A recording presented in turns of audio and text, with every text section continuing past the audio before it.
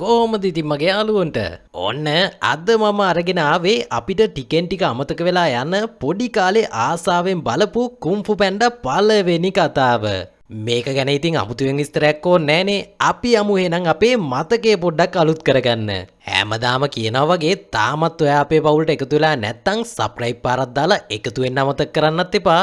ඔන්න එහෙනම් ඕගොල්ලන්ගේ කතාව. ඔන්න ඒකෝමත් එක කාලෙක මහතම මහත පැන්ඩා කෙනෙක් ජීවත් වුණා. නිකම් පැන්ඩෙකුත් නෙමේ කුන්ෆු කියන සටන් කලාවෙන් වැඩදාපු පුරාවෘත්තගත රණශූරයෙක්. එයා සතුරන්ව හොය දේශය පුරාම ඇවිදගෙන ගියා. එයාව පරද්දන්න පුළුවන් කිසිම ජගතෙක් මේ ලෝකෙ නම් හිටියේ නැහැ. චීනයේ ප්‍රබලම වීරයෝ වුණ රණශූරයෝ 5 දෙනා වුණත් මේ මාස්ටර් ඉදිරියේ ගෞරවයෙන් එයාලගේ දන නැමුවා. ඒත් එක්කම මෙන්න කටහඬක් ඇහුණා ඉක්මනට නැගිටින්න වැඩට යන්න පරක්කු වෙනවා කියලා. ඇත්තම කිව්වොත් ඒ කතාව ඇවිල්ලා මෙන්න මේ මහත පැන්ඩා දැක්ක හීනයක්. මේ පැන්ඩාගේ නම තමයි පෝ. එයා ගොඩක්ම කුන්ෆු වලට ආස කෙනෙක්. හැබැයි ඉතින් එයාට කුන්ෆු සටන් කලාව ඉගෙන ගන්න හම්බුනේ නැහැ. මොකද පෝගේ තාත්තට තියෙනවා නූඩ්ල්ස් කඩයක්. පොඩි කාලේ ඉඳන් පෝට උනේ ඒ කඩේට වෙලා වැඩ කරන්න. අනිත් හොඳම වැඩේ තමයි පෝගේ තාත්තා තාරාවෙක්. එහෙම වෙන්නේ කොහොමද නේද? පෝ කියන්නේ අරන් හදාගත්ත කෙනෙක්. හැබැයි ඉතින් මේ මෝඩ පැන්ඩා ඒක දන්නේ නැහැ. එයා හිතන් ඉන්නේ මේ තමයි එයාගේ තාත්තා කියලා. ඉතින් තාත්තා පෝගෙන් ඇහුවා ඇයි ඔයාද ඇහැරෙන්න පරක්කුනේ කියලා. පෝ එතකොට තාත්තට කිව්වා මම උදේ පාන්දර හොඳ හීනයක් දැක්කා කියලා. එයා ඒක ගැන කිව්වේ කුන්ෆු ගැන හීනයක් දැක්කා කියලා නෙමේ නූඩ්ල්ස් ගැන හීනයක් දැක්කා කියලා. ඒක ආපු තාත්තා මාර විදියට සතුටු වෙලා කිව්වා ඒනම් වෙලාව ඇවිල්ලා තියෙන්නේ මගේ රහස් වට්ටෝරුව ගැන ඔයාට උගන්වන්න කියලා. හැබැයි ඉතින් පෝට නම් ඕවගෙන් ඇති වැඩක් නෑ. එයාට ඕන අර කන්ද මුදුනේ තියෙන රණශූරයෝ ඉන්න තැනට ගිහිල්ලා කුන්ෆු ඉගෙන ගන්න. අපිත් දැන් මේ පැත්තට ගිහිල්ලා බලමු නේද මොකද එතන වෙන්නේ කියලා. මෙතන කුන්ෆු පුහුණු කරන්නේ මාස්ටර් ෂීෆු කියන කෙනා. එයාට ඉන්නවා හොඳින් පුරුදු කරපු සටන්කරුවෝ 5 දෙනෙක්ම. ඒ අය තමයි Tiger, monkey, crane, wiper, mantis. ඒත් එක්කම තවත් පාත්තෙක් ඇවිල්ලා මාස්ටර් ෂීෆුට කිව්වා මාස්ටර් උග්වේ ඔයාව ඉක්මනටම හම්බ වෙන්න ඕන කිව්වා කියලා. ෂීෆුත් ඒක ආපු ගමන් හොඳටම කලබල වෙලා විශාල මාලිගාවක් ඇතුළට දුවගෙන ගියා. මේ මාලිගාව ඇතුළේ හිටියා ටිකක් විතර වයසක ඉබ්බෙක්. එයාගේ නම තමයි මාස්ටර් උග්වේ. කුන්ෆු සටන් කලාව හොයාගෙන තියෙන්නෙත් මේ මාස්ටර් උග්වේ කියන කෙනාම තමයි. මාස්ටර් උග්වේ ෂීෆුට එන්න කියලා තියෙන්නේ එයා දැක්කලු ටයිලෝන් ආපහු එනවා. ඒක අහපු ෂීෆුට ටයිලෝන්ව මැවිලා පේන්න පටන් ගත්තා. ෂීෆු කිව්වේ ඒක වෙන්න බැරි දෙයක්. එයා ඉන්නේ දැන් හිරේනේ කියලා. හැබැයි මාස්ටර් උග්වේ කිව්වේ වෙන්න බැරි දේවල් නැහැ කියලා. මාස්ටර් ෂීෆු ඊට පස්සේ හොඳටම කලබල වෙලා සෙන්ට කතා කරලා කිව්වා චෝගොම් බන්ධනාගාරයට ගිහිල්ලා ආරක්ෂකව ආයුධ දෙගුණ කරන්න කියලා. ටයිලෝන්ට හිරෙන් පැන ගන්න දෙන්න බෑ කියලා. මාස්ටර් උග්වේ ෂීෆුගේ කලබලේ පොඩ්ඩක් අඩු කරලා එයාට කිව්වා දැන් කාලේ හරි මකර රණශූරයව හොයාගන්න කියලා. මාස්ටර් ෂීෆු කිව්වේ ඒත් කාවද අපිට විශ්වාස කරන්න පුළුවන් අසීමිත බලයේ රහස ලබා දෙන්න කියලා. මාස්ටර් උග්වේ කිව්වේ මම ඒක දන්නේ නැහැ කියලා. අපි ආයෙමත් යමු පෝ ළඟට. එයා නම් මේ වෙනකොට හොඳටම කාර්ය බහුලයි. ඒත් එක්කම මෙතෙන්ට ආපු කට්ටියක් පෝගේ කඩේ ඉස්සරහා දැන්වීමක් කලවලා ගියා. ඒ දැන්වීමේ තිබ්බේ මාස්ටර් උග්වේ අද මකර රණශූරයව තෝරගන්නවා කියලා. මේක දැක්ක පෝ පාට්ට සතුටෙන් කඩේ හිටිය මිනිස්සු ටිකත් ඒ පැත්තට පිටත් කරලා එයත් යන්න හැදුවා. හැබැයි පෝගේ තාත්තයාට නිකන් යන්න දුන්නේ නැහැ. නූඩ්ල්ස් කරත්තෙකුත් හදලා දුන්නා එතෙන්ට ගිහිල්ලා විකුණගෙන එන්න කියලා. ඒත් ඉතින් මකර රණශූරයා තෝරන තැනට යන්න පඩි පෙළවල් හෙන ගොඩක් නගින්න තියෙනවා. පෝ ඉතින් මේ කරත්තෙත් ඇදගෙන දවල් වෙනකම් උත්සාහ කරත් එයාට නැග ගන්න පුළුවන් උනේ පඩි පෙළවල් 10ක් විතරයි. මේ වැඩේ හරියන්නේ නැති හින්දා පෝ කරත්තේ අතෑරලා දාලා පඩි පෙළවල් ටික නගින්න පටන් ගත්තා. කොහමරි ටික වෙලාවකට පස්සේ මකර රණශූරයව තෝරන උත්සවය පටන් ගත්තා. උග්වේ කිව්වේ මම තෝරගන්න කෙනා මේ මිටියාවතට විතරක් සාමය ගේන කෙනෙක් නෙමෙයි කියලා. පොත් මේ වෙලාවේ බඩ ගාගෙන දන ගාගෙන තරංගයේ තියෙන තැනට ආවා. හැබැයි ඉතින් එයා එතෙන්ට ඇතුල් වෙන්න කලින් මෙතන තිබ්බ විශාල දොර ඇතුලෙන් වහලා දැම්මා. දැන් ඉතින් කොල්ලට ඇතුළට යා ගන්න විදියක් නැහැ. ඒ ඇස්සේ ඇතුලින් උත්සවයක් පටන් ගත්තා. රණශූරයෝ 5 දෙනත් උග්වේගේ ඉස්සරහා එයාලගේ වැඩ කිඩ ටික පෙන්වන්න පටන් ගත්තා. පොත් ඉතින් එළියේ ඉඳන් හෙන්න ගේමක් දුන්නා මේ තරග බිම ඇතුළට යන්න. හැබැයි ඉතින් ඒ කරපු එක වැඩක්වත් හරි ගියේ නැහැ. කොහොමරි මේම ටික වෙලාවක් යනකොට මාස්ටර් උග්වේ කිව්වා මට දැනෙනවා මකර රණශූරයා අපි අතරම ඉන්නවා කියලා. මේක අහපු රණශූරයෝ පස් දෙනත් ඉක්මනටම එක පේලියකට හිටගත්තා. පෝටත් දැන් මේක බලන්න ඇතුළට යන්නම ඕන. ඒත් එක්කම එයා දැක්ක එයාගේ වටේට තියෙන මල් වෙඩි ටිකක්. එයා එතනින් මල් වෙඩි ටිකක් අරන් ගිහලා පුටුවක ගැට ගැහුවා. ඒ ඇස්සේ පෝගේ තාත්තත් මෙතෙන්ට ඇවිල්ලා. පෝ තාත්තට කිව්වේ මට මකර රණශූරයව බලන්න ඇතුළට යන්නම ඕන කියලා. හැබැයි තාත්තා කිව්වේ ඇයි ඔයා කැමති නූඩ්ල්ස් වලටනේ. ඔයා ඊරෑ හීනෙකුත් නූඩ්ල්ස් ගැන දැක්කනේ කියලා. පෝ තාත්තට කිව්වා මම ඒ කිව්වේ බොරුවක්. මම නූඩ්ල්ස් වලට කැමති නැහැ. ඒ වගේම මම නූඩ්ල්ස් ගැන හීන දකින්නෙත් නැහැ කියලා. කොහමරි මේවා කියව ඉන්න අතරේ පෝගේ පුටුවේ තිබ්බ මල් වෙඩි ටික පත්තු වෙලා කොල්ලා හතර වටේ ගිහිල්ලා අන්තිමේටම වැටුණා උග්වේගේ ඉස්සරහට. ඒ මදිවට උග්වේ ඇඟිල්ල දික් කරන් ඉන්නෙත් පෝගේ පැත්තට. ටයිගර් ඊට පස්සේ ඉදිරිපත් වුණා මාස්ටර් උග්වේ තෝරගත්තේ මාව නේද කියලා. හැබැයි ඉතින් උග්වේ තෝරගෙන තියෙන්නේ පෝව.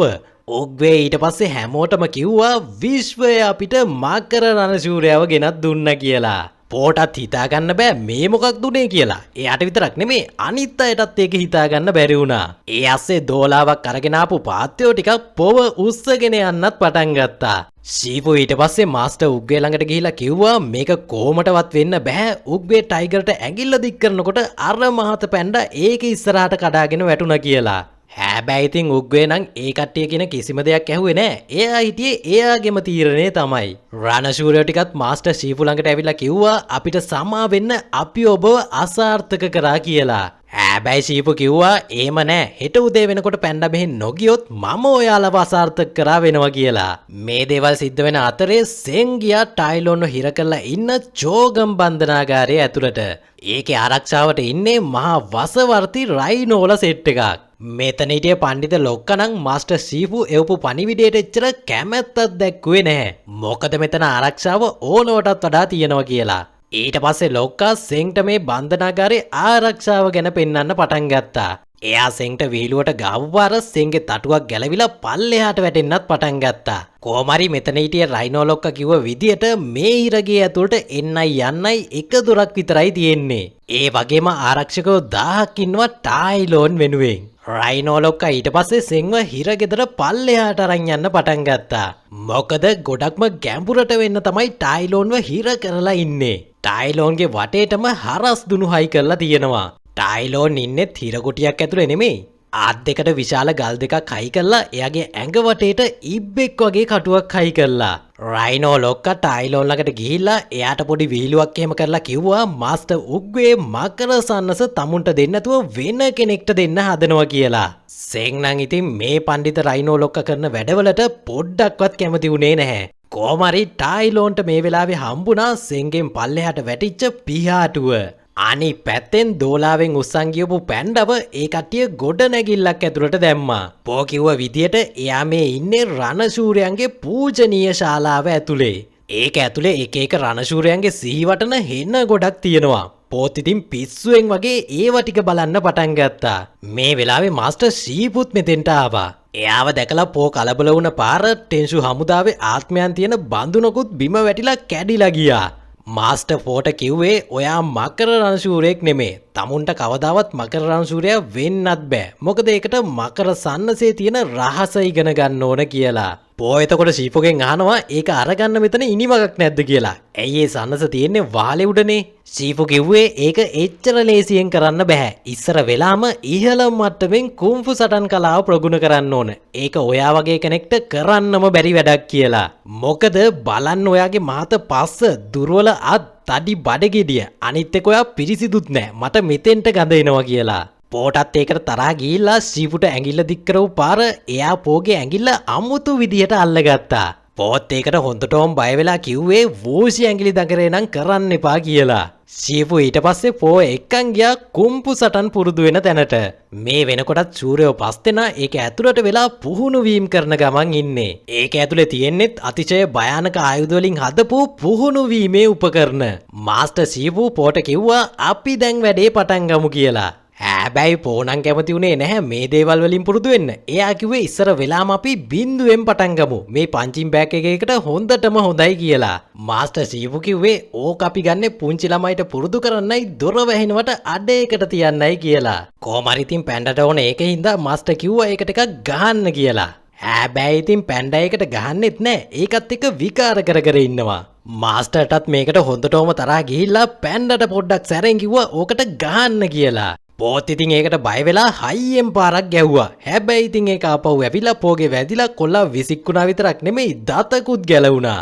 ඒ විතරක් නම් බැරිය එයා ගිහිල්ලා වැටුනේ දරුණු ආයුධ තියෙන පුහුණු වීම කරන තැනට.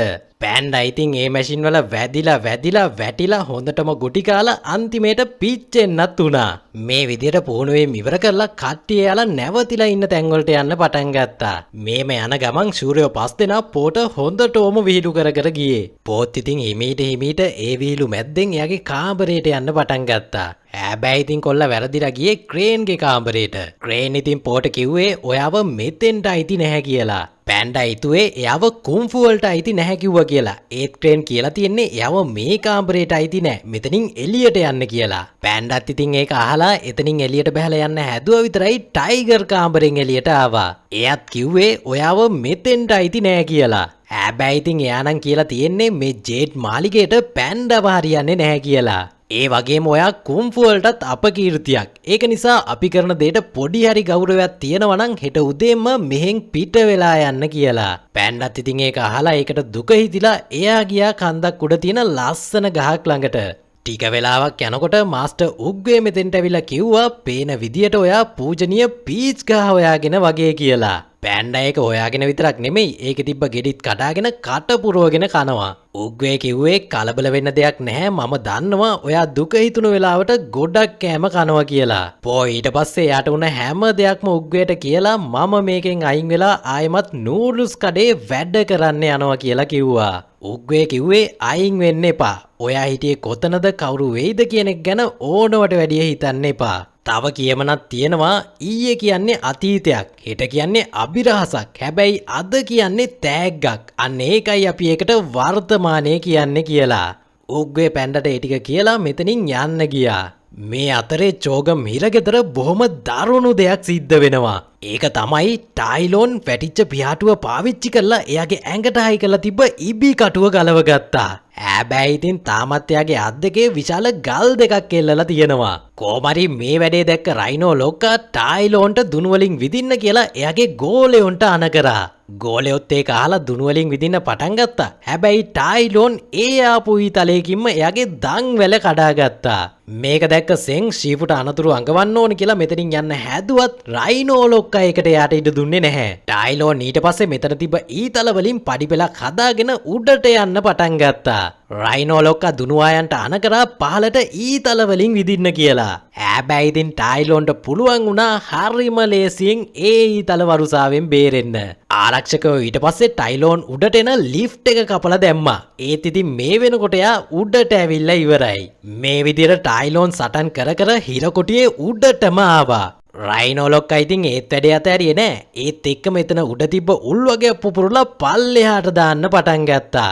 හැබැයි ඉතින් මේ ටයිලෝන් ඔක්කොටම වැඩිය දක්ෂයි. පොර ඉතින් කුළුණුරට පැන උඩටම ගිහිල්ලා එක ඩයිනමයිට් එකක් අරගෙන ප්‍රධාන දොර පැත්තට පැන්නා. ඒ වැඩෙන් දොරත් පුපුරලා රයිනෝලා සෙට් එකත් විසික් වෙලා ගියා. ඊට පස්සේ ටයිලෝන් සෙන්ව අතට අරගෙන කිව්වා ආපහු ගෙදර ගිහිල්ලා කට්ටියට කියන්න ඇත්තම මකර රණශූරයා ගෙදර එනවා කියලා. ඊළඟ දවසේ උදෙන්ම මාස්ටර් ගියා රණශූරයෝ ටික ඉන්න තැනට. හැබැයි ඉතින් මේ වෙනකොට පැන්ඩා නම් එයාගේ කාමරේ නැහැ. ෂීෆුත් ඉතින් ඒකට ගොඩක්ම සතුටු වුණා. පැන්ඩා ගෙදර ගිහිල්ලා ඇති කියලා හිතාගෙන.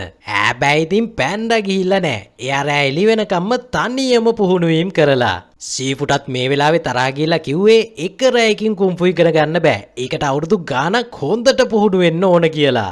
මාස්ටර් ඊට පස්සේ එයාගේ ගෝලයෝ 5 දෙනාව දාලා පැන්ඩට සටන් පුහුණු කරන්න පටන් ගත්තා. පුරුදු කරනවා කිව්වට ඉතින් පැන්ඩට උනේ එයාලගෙන් හොඳටම ගුටි ගන්න තමයි. හැබැයි ඉතින් පැන්ඩා නම් මේ වැඩේ කොහොමටවත් අත්හැරියේ නැහැ.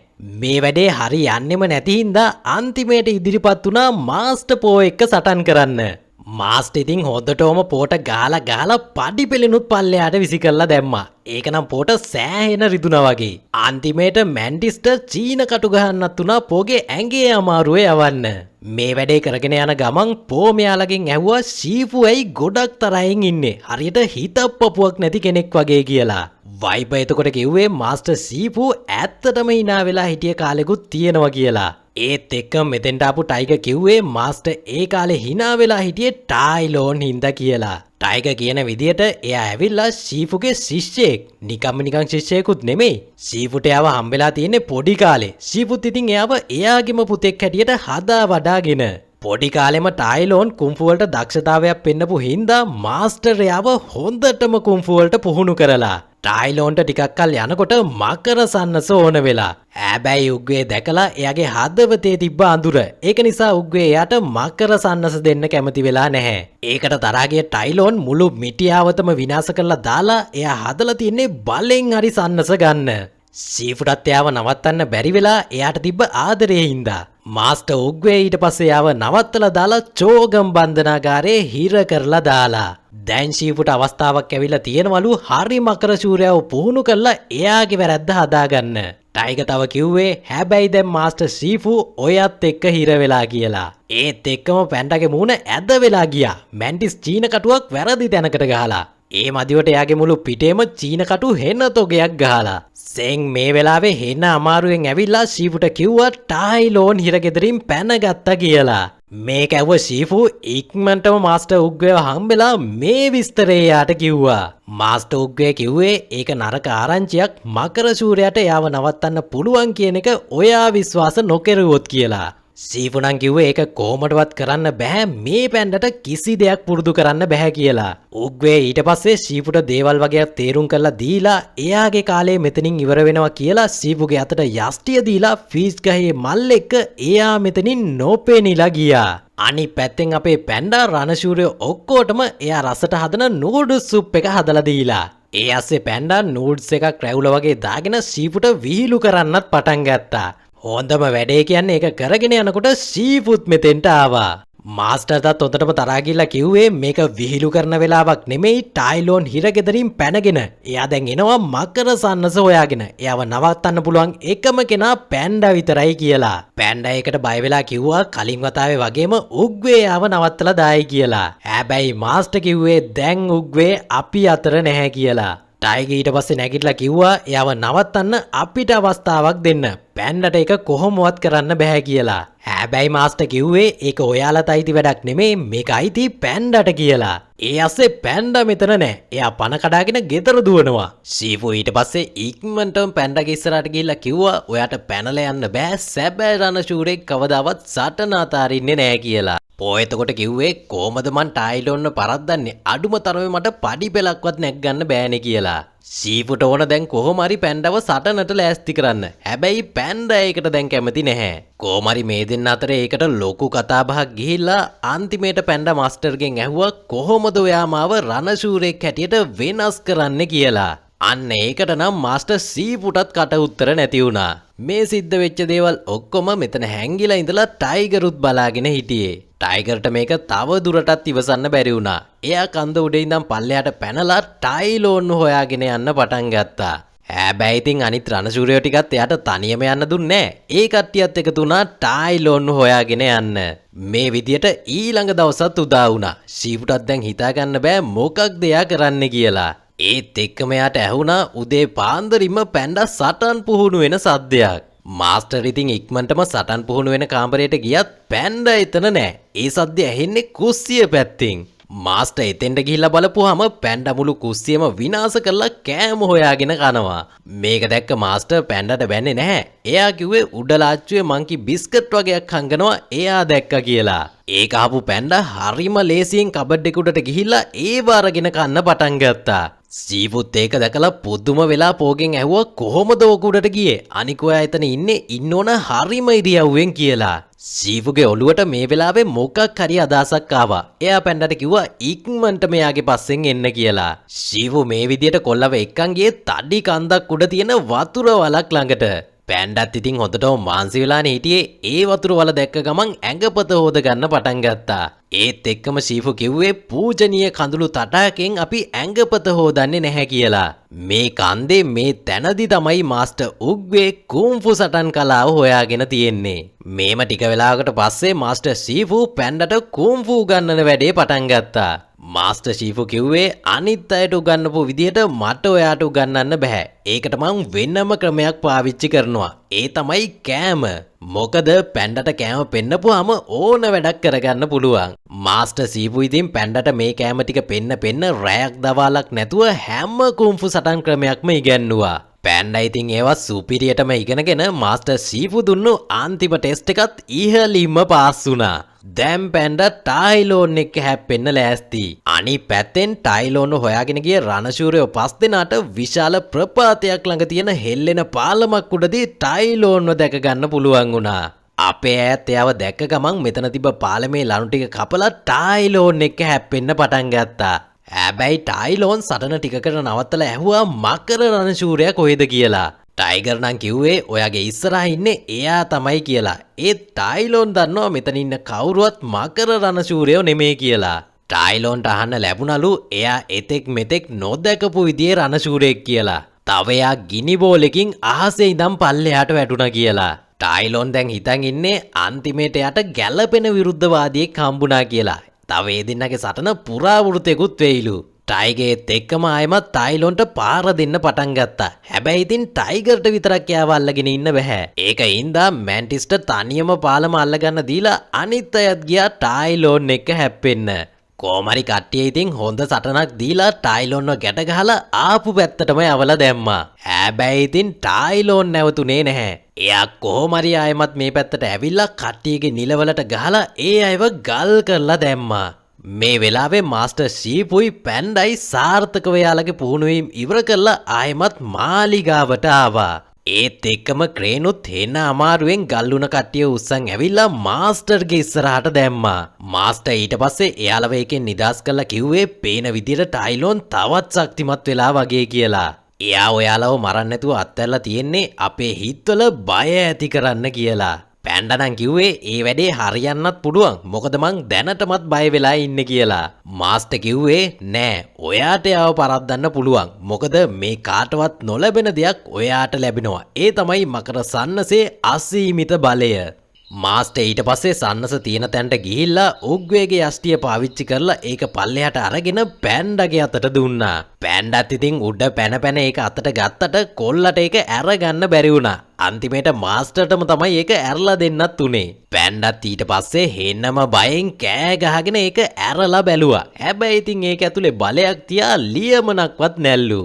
මේ පටලැවිල්ල මොකක්ද කියලා විසඳ ගන්න ඕනේ හින්දා මාස්ටර්ට ඒක බලන්න තහනම් වුණත් මාස්ටර් ඒක පැන්ඩාගෙන් අරගෙන බැලුවා. පැන්ඩා කිව්ව කතාව ඇත්ත තමයි. ඒක ඇතුලේ මෙලෝ දෙයක් නැහැ. මාස්ටර්ටත් දැන් මේක හිතා ගන්න බෑ. මාස්ටර් ඊට පස්සේ සන්නස ආයෙමත් පැන්ඩාගේ අතට දීලා කිව්වා මිටියාවත සම්පූර්ණයෙන්ම හිස් කරන්න. ටයිලෝන්ගේ කෝපයෙන් ගම්වැසියන්ව ආරක්ෂා කරන්න ඕන කියලා. ෂීපු දැන් හදන්නේ ටයිලෝන් එක සටන් කරන්න. අඩුම තරමයට ගමේ අය මෙහෙන් යනකම්වත් සටන අල්ලන් ඉන්න පුළුවන් වෙයි කියලා. පැන්ඩා එතකොට කිව්වා එයා ඔයාව මරලා දායිනේ කියලා. මාස්ටර් කිව්වේ ඒ මාරි අන්තිමේට මට මගේ වැරද්දට වන්දි ගෙවන්න වෙනවා කියලා. මාස්ටර් තව රණශූරයන්ට කිව්වා දැන් කාලේ හරි මම නැතුව ඔයාලට මේ ගමන යන්න. ඔයාලගේ මාස්ටර් වෙන්න ලැබීම මට ගෞරවයක් කියලා. කට්ටිය ඊට පස්සේ මාස්ටර්ට සමුදීලා මෙතනින් එළියට ගිහිල්ලා ගමේ මිනිස්සුන්ව අයින් කරන්න පටන් ගත්තා. පෝණන් ගෙලින්ම ගියාගේ තාත්තා ළඟට. තාත්තා මේ වෙනකොට හැම බඩුවක්ම වැක් කරගෙන එයාගේ කඩේ අත ඇරලා දාලා යන්න. කොහමරි තාත්තා මේ වෙලාවේ දැක්කා පැන්ඩා ඉන්නේ ගොඩක්ම අවුලෙන් කියලා. තාත්තා ඊට පස්සේ එයාගේ ළඟට ගිහිල්ලා කිව්වා මම ඔයාට කාලෙකට කලින් කියන්න හිටපු දෙයක් මම අද ඔයාට කියනවා කියලා. ඒ තමයි එයාගේ නූඩල්ස් වලට දාන රහස් වට්ටෝරුව. ඒ රහස් වට්ටෝරුව තමයි කිසිම රහස් වට්ටෝරුවක් නෑ කියන එක. තාත්තා කිව්වේ කිසිම රහස් වට්ටෝරුවක් මන් ළඟ නෑ. විශේෂ දෙයක් කරනවා නම් තමා තුල විශ්වාසය තියෙන්න ඕන කියලා. ඒක අහපු පැන්ඩා ඉක්මනටම මකර සන්නස අරගෙන බැලුවා. ඒක බලපු පැන්ඩාට ඒක ගැන මොකක් හරි අදහසක් ආවා. එයා කිව්වේ මෙතන කිසිම රහසක් නෑ කියලා. මේම ටික වෙලාවකට පස්සේ ටයිලෝන් ආව ෂීෆුගේ ඉස්සරහට. එයා ඇවිල්ලා කිව්වේ මම ගෙදර ආවා මාස්ටර් කියලා. මාස්ටර් එතකොට කිව්වේ මේක ඔයාගේ ගෙදර නෙමේ. අනික මං ඔයාගේ මාස්ටරුත් නෙමේ කියලා. ටයිලෝන් ඊට පස්සේ මාස්ටර්ගෙන් ඇහුවා මකර රණශූරයා කොහෙද කියලා. මාස්ටර් කිව්වේ මේ සටන ඔයාගේයි මගේ අතර තියෙන සටනක් කියලා. ටයිලෝන් එහෙනම් එහෙම කරමු කියලා මාස්ටර් එක සටන් කරන්න පටන් ගත්තා. මාස්ටර්ටත් ඉතින් මේ යෝධ කොටියත් එක්ක හැප්පෙන එක එච්චර ලේසි වැඩක් උනේ නැහැ. කොහොමරි මේ සටන අතරතුර උග්වේගේ යෂ්ටියත් ටයිලෝන් අතින් දෙකටම කැඩිලා ගියා. මේ විදියට සටන් කරලා උග්වේට තවදුරටත් සටන් කරගන්න බැරි තත්වයකට ආවා. ඒත් එක්කම ටයිලෝන් දැක්කා මකර සන්නස මෙතන නැහැ කියලා. එයාට ඒකට තරහා ගිහලා ශීපුව පොලේ ගහලා ඇව්වා කොහෙද ඒක තියෙන්නේ කියලා. මාස්ටර් කිව්වේ ඒක දැන් මකර රණශූරයා මෙහෙන් දුරකට අරන් ගිහිල්ලා ඇති. ඔයාට කවදාවත් ඒක බලන්න හම්බෙන්නේ නැහැ කියලා. හැබැයි පැන්ඩා ඒක අරන් ගිහිල්ලා නැහැ. හොඳටම හතියර හැර පඩිපෙලත් නැගලා මෙතෙන්ට ඇවිල්ලා. ටයිලෝන් එයාව දැක්ක ගමන් ඇහුවා කවුද ඔයා කියලා. පැන්ඩා කිව්වේ මම තමයි ඔයා හොයන මකර රණශූරයා කියලා. ටයිලෝනුත් හොඳටම hina වෙන්න පටන් ගත්තා මාස්ටර් මකර රණශූරයා කරේ මේ වගේ තඩි මහත පැන්ඩෙද්ද කියලා. හැබැයි පැන්ඩා අතේ තියෙන මකර සන්නස දැක්ක විතරයි ටයිලෝන් පැන්ඩට පාර දීලා ඒක එයාගේ අතට අරගත්තා. ඒත් ඉතින් වැඩි වෙලාවකට නෙමෙයි පැන්ඩා ආයෙමත් බම්ප් වෙලා ඇවිල්ලා ඒක එයාගේ අතට අරගත්තා. ටයිලෝන් ඊට පස්සේ පැන්ඩවත් අරගෙන මේ මාලිගාවෙන් පල්ලෙහාට පැන්නා. වැටෙන ගමනුත් ඉතින් දෙන්න සටන් කරන්න පටන් ගත්තා. ඒ සටනින් වැඩියෙන්ම රිදුනේ ටයිලෝන්ට තමයි. ඒ රිදුනේ පැන්ඩා ගහලා නම් නෙමෙයි පැන්ඩට යට වෙලා. කොහොමරි මේ විදියට දෙන්නත් එක්ක ලොකු සටනක් කරන්න පටන් ගත්තා. ටයිලෝන්ටත් ඉතින් පැන්ඩාගේ විකාර සටන් ක්‍රමත් එක්ක මකර සන්නසයාගේ අතට ගන්න හම්බුනේම නැහැ. හැබැයි ටයිලෝන්ට ටික වෙලාවකින් පුළුවන් වුණා පැන්ඩාව පොලේ ගහලා එයාට නැගිට ගන්නවත් බැරි පාරක් ගහන්න. ටයිලෝන් ඊට පස්සේ මකර සන්නස අතට අරගෙන ඒක ඇරලා බැලුවා. හැබැයි ඉතින් ඒක ඇතුලේ මෙලෝදයක් නැහැනේ. පැන්ඩා එතකොට අමාරුවෙන් නැගිටලා කිව්වා මාත් මුලදි බලනකොට හිතුවේ එහෙම තමයි. ඕකේ කිසිම රහසක් නැහැ. ඒ තමන්ම තමයි කියලා. ඒත් ඉතින් මෝඩ ටයිලෝන්ට ඕවා තේරෙන්නේ නැහැ. එයා එකපාරටම පැන්ඩාගේ නිලවලට පහර දෙන්න පටන් ගත්තා. හැබැයි ඉතින් ඒ ක්‍රමේ පැන්ඩට වැඩ කරන්නේ නැහැ. මොකද එයා මහතයි ඒ වගේම ලොංගොඩකුත් තියෙනවා. ඔන්න ඊට පස්සේ පැන්ඩා එයාගේ නියම සටන් ක්‍රම පාවිච්චි කරලා ටයිලෝන්ට සැරටම ගහන්න පටන් ගත්තා. ඒ අතරේ පොඩි විකාර වැඩක් තිබුණා. කොහොමරි අන්තිමේට පැන්ඩා එයාව අහස උඩටම යවලා ආයෙ වැටුණට පස්සේ එයාගේ ඇඟිල්ලකින් අල්ලගත්තා. ඔයාලා දන්නවනේ ඒක වූෂි ඇඟිලි දඟරේ කියලා. ටයිලෝනුත් ඒකට හොඳටම බය වෙලා කිව්වේ සීෆෝක කවදාවත් ඔයාට උගන්නන්නේ නැහැ කියලා. පැන්ඩා කිව්වේ ඉගැන්නුවේ නෑ මම මේක හොයාගත්තා කියලා. පැන්ඩා එක ඇඟිල්ලක් පල්ලෙහාට කරා විතරයි මුළු පැත්තම ලොකු හුලකකින් වැහිලා ගියා. මේක දැක්ක රණශූරයෝ ටිකයි ගමේ ජනතාවයි ආයෙමත් ගම පැත්තට ආවා. එයාලා මෙතෙන්දි දැක්කේ ටයිලෝන්ව පරාද කළා වීරයෙක් වගේ ඉන පැන්ඩාව. හැමෝම ඉතින් පැන්ඩා කරපු දෙයට සතුටු වෙලා අත්පොල සන්නාද දෙන්නත් පටන් ගත්තා. මේ වෙලාවේ රණශූරයෝ ටිකත් ඇවිල්ලා පැන්ඩාගේ ඉස්සරහා දණින් වැටුණා ඔයා තමයි දැන් අපේ මාස්ටර් කියලා. එතකොට තමයි පැන්ඩට ශීපුව මතක් වුණේ. කොල්ලා ඉක්මනටම මාලිගාව පැත්තට දුවන්න පටන් ගත්තා. ශීපු පැන්ඩාව දැක්ක ගමන් ඇව්වේ ඔයා ජීවත් වෙනවද? එහෙම නැත්නම් අපි දෙන්නම මැරිලාද කියලා. පැන්ඩා එතකොට කිව්වේ අපි ජීවත් වෙනවා. මම ටයිලෝන්ව පරාද කළා දැම්මා කියලා. ඒක ආපු ශීපු ගොඩක්ම සතුටු වුණා. මාස්ටර් උග්වේ දැකපු දේ හරියටම හරි කියලා. ඉතින් මේ විදියට මේ ලස්සන කතාව ඉවර වෙනවා. තවත් කතාවකින් හම්බෙනකන් ඔයගොල්ලෝ හැමෝටම සුබම සුබ දවසක්.